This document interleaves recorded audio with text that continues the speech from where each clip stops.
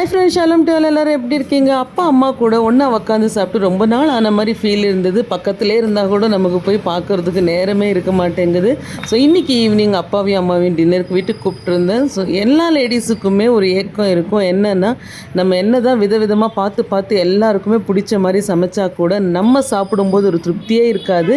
யாராவது நம்மளை உட்கார வச்சு பரிமாறினா நல்லாயிருக்கும் அப்படின்னு தோணும். அந்த மாதிரி விஷயத்தில் எனக்கு எங்கள் அம்மா கையில் பரிமாறினாங்கன்னா எனக்கு ரொம்ப திருப்தியாக சாப்பிடுவேன், நிறையவே சாப்பிடுவேன். இந்த மாதிரி உங்களுக்கு எப்போயாவது எக்ஸ்பீரியன்ஸ் பண்ணியிருக்கீங்களான்னு கமெண்ட் பண்ணுங்கள். இன்றைக்கி நான் வடை செஞ்சேன். எங்கள் மாமியார் கேட்டாங்க, இட்லி கறி குழம்புக்கு எதுக்கு வடை, சாம்பாரோ சட்னி தான் சூட் ஆகும் அப்படின்னு சொல்லிட்டு. என்னுடைய அப்பா ஊர் ஆந்திரா. அங்கே எப்போவுமே கறி குழம்பு செய்கிறாங்கன்னா கண்டிப்பாக வடை இருக்கும்.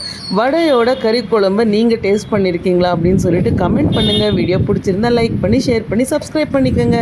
தேங்க்ஸ் ஃபார் வாட்சிங். God bless you. Have a good day.